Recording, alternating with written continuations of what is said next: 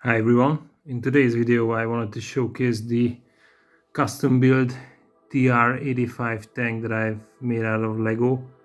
I'm a pretty big fan of the T-45 and T-55 series. I've always been interested in terms of modeling, but I never was really any good at painting and applying camouflage to them, so I kind of left that up with that hobby and kept my interest in terms of the virtual scale, and I pretty much played tank simulators in the meantime and didn't really get that much into deep as far as modeling is concerned. One of the other things that I've been quite fond of was Lego since my childhood. I think it's one of the best toys or most one of the greatest creative things that was ever created, so to speak. It's very simple, but gives you a lot of opportunities in terms of creating whatever you want, essentially. And as I said, I've been really much a big fan of Lego when I was a smaller kid, but the problem was that I never really had the parts that I wanted or the sets that I wanted because they were quite expensive even back then. And since I became a father in the past, I don't know, 6-7 years or so, and as my kids are growing up, I kind of got back into Lego again, and this time I started taking building custom-made sets a bit more serious than before, and it kind of grew out to be a pretty good hobby of mine. Anyway, back to the topic of this video. So what you see here in front of you is a so-called TR-85 Bizonul tank. This is currently in service with the Romanian army, and this is essentially an upgraded version of the good old T-55 series. Main difference is that for the TR-85, which TR stands for Tank Romanescu, they've essentially lengthened the chassis of the tank. They've added in an additional road wheel to make up for the bigger chassis. And the reason they did that is that they took the original T-55 design and kind of crossed it with a Leopard 1. So this tank in real life sports a Leopard 1 type engine. I'm not sure about the exact model, but I think it's pretty much close to whatever they had in the Leopard 1s. It's around 800 or 900 horsepower in total. The turret size was increased, as you can see here at the back end. It's kind of similar to what you would have in modern tanks, but it's a really interesting design in terms of how far you can take the classic old T-55 series. And in terms of the main gun, they've added in a 100mm gun. I have to check whether it's rifled or smoothbore, I'm not sure, but it's a smoothbore gun that they are using. And there doesn't exist that many of these tanks in the world right now, and as I said, this has only been in use with the Romanian army. I think the overall figure is less than 40 or 50 what they have, and I was never really aware of this type of tank or this type of variant up until a couple of years ago when they had some NATO exercises and some of the videos hit the net, and I immediately started looking at it, and I found the tank design quite interesting, and I'm just hoping for that someday we will have something similar in Steel Beasts as well. That would be a real blast. But anyway, I got real interested with this tank, so I wanted to kind of have more of a hands-on experience with it.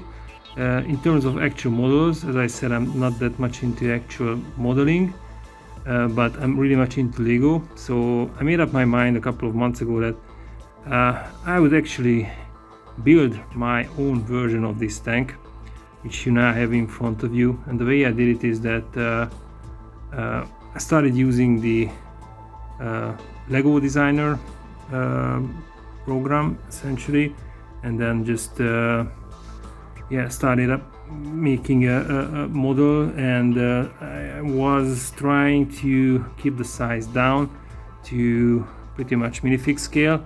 You can see an actual minifig that I got from another set.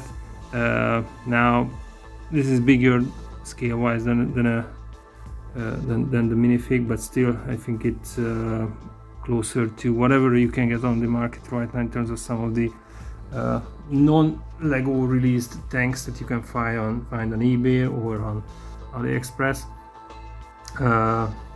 So I try to keep it close in terms of size as much as possible. In terms of the build quality of this tank, as far as Lego is concerned, so this is constructed fairly stable, and it weighs quite a lot. So in terms of play features, what I've added in is you got the rotating turret, which goes 360 pretty easily. Turret elevation to some degree is added, and you have a separate machine gun here. I think that's the loader's position here. This is supposed to be here the commander's position, and I didn't add in any engine department right now. I might make another variant of this tank with where you can open up the actual engine department and have a look at the engine in the back end. And also I didn't really create space for the driver's position. I might do that with another variant. For this one I was more interested in terms of getting the shape and size and the camouflage as close to the original thing as possible, which I think I was able to do. In terms of the turret, let me just pop out this figure. So what we have here in addition is that just pick up the camera. So on the top you have two hatches essentially, one for the commander, which can be fully closed down, again with the loader side as well. And then in terms of overall looks, I think it's pretty much close to the actual real thing. As far as the turret is concerned, it's I think I was able to capture the original design fairly close with this layout. What you have here on the side is additional armor that's been added, and a very unique feature to the TR-85. It's just basically an add-on armor applied on the turret that can be replaced very easily if it's being damaged, but it's not a reactive armor or anything like that. But still it's a distinct feature of the TR-85. So let me just pop this back on.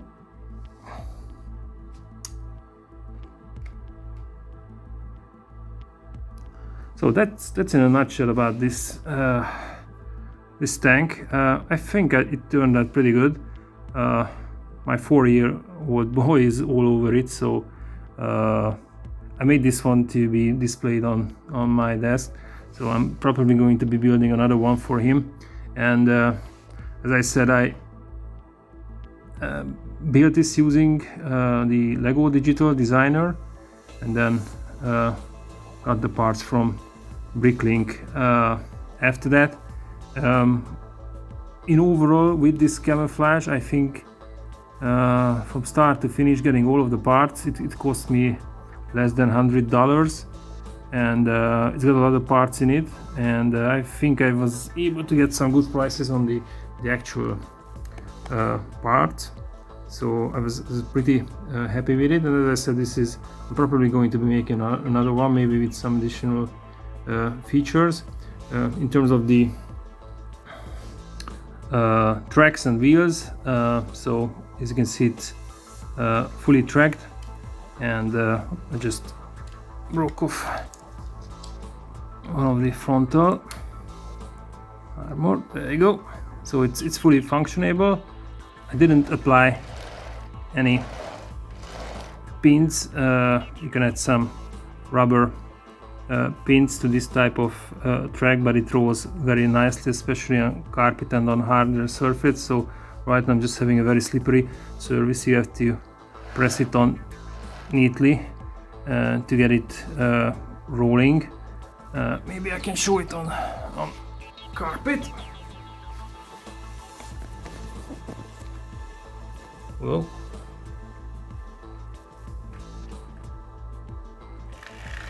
so there you go. It's fully rolling and makes a nice clanking sound. And yeah, looking at the carpet, this is not my own room. I'm right now taking this shot from my kids' room. Hope they don't mind. So that's about it. I did make several other tank models as well, but so far I think in terms of Lego, this is the best one that I've come up with, and I'm really happy about the way it turned out, especially in terms of the camouflage.